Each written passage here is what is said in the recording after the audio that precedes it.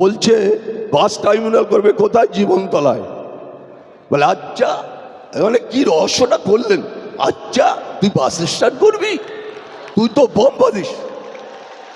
একদম মমতা বন্দ্যোপাধ্যায়ের সামনাসামনি আমি বসেছিলাম, এমন নাটক করে বলছে মুখ্যমন্ত্রী, বলে আচ্ছা তুই তো বোম বাঁধিস, এরকম করে বলছে। কোনখানটায়? জীবনতলায়। জীবনতলা কোনো বাস টার্মিনাল হওয়ার জায়গা? হ্যাঁ দিদি, মারপিট করিস আর বোমবাদি, মারপিট করিস আর বোমবাদি, মারপিট করিস আর বোমবাদি, ওখানে কোথেকে জীবনতলা মারপিট বাস টার্মিনাল? ওখানে কোনো সমস্যাই নেই একদম। আচ্ছা, জাহাঙ্গীরকে ঢুকতেই দাও না তোমরা, সমস্যাই নাই। গলার অবস্থা ভালো থাকলে, অভিষেক ব্যানার্জি কাল তো আমাদের বিরুদ্ধে অনেক কিছু বলেছে, আমার বিরুদ্ধে বলার একটা ইচ্ছা ছিল, সেটা আমি বলতে পারবো না। কেন? আমারও ক্যানিংয়ে আমি একেবারে সকাল থেকে প্রতিটা জায়গায়, আমি এখানে আমাদের ফেরদৌস শামীম আছে, আমার অত্যন্ত প্রিয়, আমাদের চলে গেলেন হাইকোর্টের আইনজীবী হিসাবে, হাইকোর্ট সুপ্রিম কোর্টে অত্যন্ত প্রিয় লড়ুকো, যিনি হাইকোর্টের মতন জায়গায় দাঁড়িয়ে জজ সাহেবের সামনে তিনি জজ সাহেবকে দাঁড়িয়ে রাখতে পারেন, এমন একজন বিকাশ রঞ্জন ভট্টাচার্য, উনিও যাদবপুরের ক্যান্ডিডেট। তাই আপনাদের মনে করতে হবে, এখানে আমাদের তুষারবাবু আছে, তুষার দা আমার অত্যন্ত প্রিয়। আমি যখন তৃণমূলে 2008 সালে জিতি, তখনও আমার সাথে সম্পর্ক ছিল, টানা সম্পর্ক ছিল। এখানে ভাঙড় বিধানসভা, ভাঙড় 148 বিধানসভার আইএসএফের কর্মী ভাই বন্ধু, আমার মায়েরা বোনেরা, আমি আস্তে আস্তে দেখছিলাম যে গোটা রাস্তা অবরুদ্ধ, গোটা রাস্তা অবরুদ্ধ। কালকে 10 থেকে 15টা বিধানসভার মানুষ এনে কালকে যিনি মোল্লা সাহেব ওখানে মিটিং করেছে। আজকে ভাঙড় 148 বিধানসভার বাইরে কোনো কর্মী এখানে নেই। তাতে প্রমাণ করে যে ভাঙড়ে মায়েরা বোনেরা যারা রাস্তায় নেমে প্রতিবাদ করে, আজকে তার প্রমাণ প্রচুর মায়েরা বোনেরা এসছে, আমার ভাইরা, ছোট ছোট ভাই, আমার বয়স্ক গুরুজন অনেকেই এসছে। মঞ্চে উপবিষ্ট আইএসএফের সমস্ত নেতৃত্ব, অঞ্চল সভাপতি থেকে শুরু করে ব্লক নেতৃত্ব, সবাইকে আমার পক্ষ থেকে আন্তরিক শুভেচ্ছা, অভিনন্দন, ভালোবাসা থাকলো। আমি শুধু আপনাদের কাছে বলবো, আমরা দেখেছি গত পঞ্চায়েত নির্বাচনে আইএসএফ থেকে আইএসএফের কয়েকজন মারা গেছে। আমি খুব ব্যথিত, তাদের ফ্যামিলির সাথে আমি কথা বলেছি যে আমার ভুল, আমি তো ওই সময়টায় আমি ছিলাম না। টোটালটা ক্যানিং থেকে বাইরের লোক এসে গুলি করে কয়েকজনকে মেরেছে, আমাদেরও কয়েকজন ছেলে মারা গেছিলো, সেই সময় আমি তখন তৃণমূলে থাকি। তাই আমি সেই মায়েদের বোনেদের তাদের কাছে গিয়ে আমি ভুল স্বীকার করেছি। যদি আমি ভুল করে থাকি আপনারা আমারে মাফ করে দেবেন।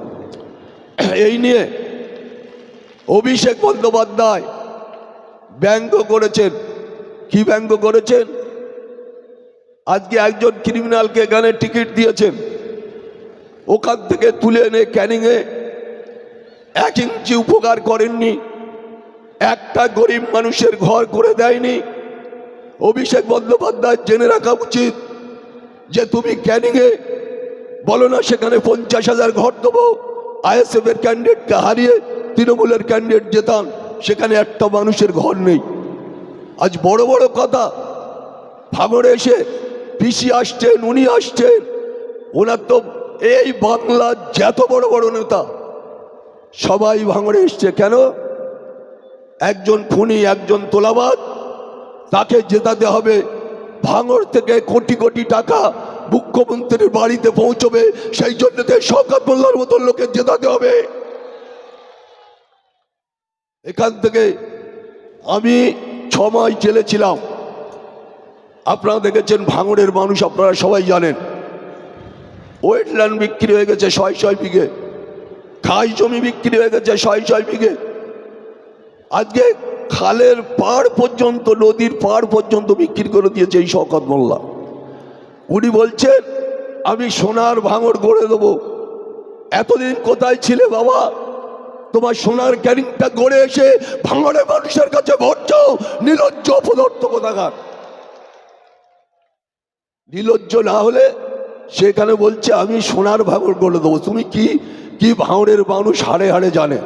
তুমি এখানে তোলা তুলতে এসছো, মানুষকে খুন করতে এসছো, মানুষের বাড়ি গিয়ে জুলুম চালাচ্ছ। তোমার আর কি দরকার আছে বাবা? তুমি তো অনেক কিছু করেছো। এখন যেভাবে ভাঙড় না চাই মুখ্যমন্ত্রী আর অভিষেক ব্যানার্জি, তাতে চুরি করতে হলেও করতে হবে, ভূত দখল করতে হলেও করতে হবে। শওকত মোল্লাকে এবার ভাঙড় থেকে চাই আমরা। তাই কালকে অভিষেক ব্যানার্জি যে কথাগুলো বলেছে, আপনারা আমার, এখন আপনারা আমার ফ্যামিলির লোক হিসাবে আপনাদের কাছে আমি বলবো, ও মনে করেছে যেই কথাটা বললে আরাবুল আইএসএফরা আরাবুলের সাথে ভালো সম্পর্ক রাখবে না। আরে খুনি তো এখানে ভাঙড়ে, আমি যতদিন রাজনীতিতে ছিলাম তখন ভাঙড়ের মাটিতে খুন হয়নি, কোনো জায়গায় জুলুম হয়নি, অত্যাচার হয়নি। আর এই 2.5 বছরে প্রতিটা অঞ্চলে অঞ্চলে সন্ত্রাস করেছে। আপনারা তো চালতাবেড়ের অনেক মানুষ আছেন। কালকের যে বোমবার দিকে কয়েকজন মারা গেছে, সেই ওইদুল কালকে ধরা পড়েছে। আপনারা দেখেছেন তো, তার মার হয়েছে, শুধু পেটা হয়েছে। এত বড় বড় কথা, এই অমুককে দেখে নেবো, অমুক রাস্তায় বেরোলে পিটিয়ে দেবো, অমুক অমুক জায়গায় কিছু করলে তার ধরে নেবো, এত বাজে মন্তব্য। তাই গ্রামের মানুষ কালকে ওনারা দাওয়াই দিয়েছে, গ্রামের মানুষ। তাই আমি শুধু বলতে চাই আপনাদের কাছে, আমার গলার অবস্থা খারাপ, আমি শুধু একটা কথা বলবো ভাইজানকে নিয়ে। আমি একদিন ক্যানিংয়ে ভাইজানের পেয়েছি, আমি কিন্তু একাই ছুটোছুটি করছি, ভাইজান সারা রাজ্য ছুটে ছুটে বেড়াচ্ছে। ভাইজান ভাঙড়ে জিতবে, আমি বলছি লক্ষাধিক ভোটে ভাইজান জিতবে, এটা আপনারা জেনে রাখুন। বুথে চেটা ফেলতে পারবে না তৃণমূলের যারা নেতৃত্ব আছে, একটা বুথে চেটা ফেলতে পারবে না। আমি এই সোনপুর বাজারে দাঁড়িয়ে বলছি, যে যিনি বলছেন আমি এখান থেকে জিতবো, তার বৃথা স্বপ্ন দেখে লাভ নেই। এখানে আইএসএফ জিতবে, জিতেছে, জিতবে, লড়াই হবে, বুথে বুথে লড়াই হবে, দাঁড়াবার জায়গা পাবে না।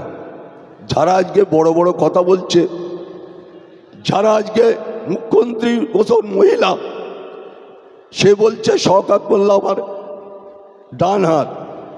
আর তুমি সরকারি মিটিংয়ে কি বললে? এই তুই তো বোমা দিস। সে মিটিংয়ে আমিও ছিলাম, সেই মিটিংয়ে আমিও ছিলাম। বলছে বাস টার্মিনাল করবে কোথায়? জীবনতলায়। বলে আচ্ছা, মানে কি রহস্যটা করলেন? আচ্ছা তুই বাস স্ট্যান্ড করবি, তুই তো বোমা দিস। একদম মমতা বন্দ্যোপাধ্যায়ের সামনাসামনি আমি বসেছিলাম। এমন নাটক করে বলছে মুখ্যমন্ত্রী, বলে আচ্ছা তুই তো বোমা দিস, এরকম করে বলছে। আর সে এবারে এসে বলছে শওকত মোল্লা আমার ডানা, আমার সিকিউরিটি না থাকলে আমি শওকত মোল্লা দেবো। 39 জন লেগে ঘুরে বেড়াচ্ছ তো বাবা, ডাইনে সিকিউরিটি, বাঁয়ে সিকিউরিটি, মাথায় সিকিউরিটি, পিছনে সিকিউরিটি কেন? ভাঙড়ের মানুষ ওনাকে মাচ্চর বলবে বলে সেই জন্য সিকিউরিটি উনি ঘিরে নিয়েছে। পোলেরহাটে নিজের গাড়িতে নিজে বোম মেরেছে, মেরে সিকিউরিটি নেওয়া হয়েছে। আপনারা জানেন, আমি সেদিন সেই রাত্রি ফ্রেশ করে বলেছিলাম যে নিজের গাড়িতে নিজে বোম মেরে সিকিউরিটি বাড়ানোর জন্য চেষ্টা করেছে সেটা সিকিউরিটি আছে 39 জন সিকিউরিটি ভদ্রলোকের। ভাবতে পারেন যে এই ধরনের একজন তোলাবাজ, এই ধরনের একজন মানুষ, ভাঙড়ের মানুষ কিন্তু ভাঙে তো মচকায় না, এটা জেনে রাখতে হবে শওকত মোল্লার, যে ভাঙড়ের মানুষ ভাঙে তো মচকায় না, এটা জেনে রাখতে হবে ওনার। তাই আমি বলবো যে মঞ্চে অত্যন্ত দায়িত্বপূর্ণ নেতৃত্বরা রয়েছে। তুষারদার মতন লোক অত্যন্ত সিনিয়র বাম নেতা, একটা সময় উনি ভাঙড়টা টোটাল চালিয়েছে। আজকে আমরা আইএসএফ সিপিএম আমরা যৌথভাবে সারা রাজ্যে আমরা লড়াই করছি। ক্যানিংয়ে একটা কথা আপনাদের বলি, যে ক্যানিংও যেভাবে আমি যেখানে যেখানে যাচ্ছি সেখানে লকডাউন করে দিচ্ছে। যেখানে প্রচার, গুরুত্বপূর্ণ দিনে একটা প্রচার করব, সেখানে থানা থেকে লকডাউন করে দেওয়া হচ্ছে। থানা অফিসাররা তারা পর্যন্ত দাবিদারি করছে শওকত মোল্লার কথায়। আপনাদের মনে রাখতে হবে, লকডাউন ফাউন করে কিছু লাভ নেই। ক্যানিংও আরাবুল ইসলাম জিতবে, এটা এদের আইএসএফদের জেনে রাখা, এই তৃণমূলদের জেনে রাখা উচিত যে ক্যানিংও আরাবুল ইসলাম জিতবে।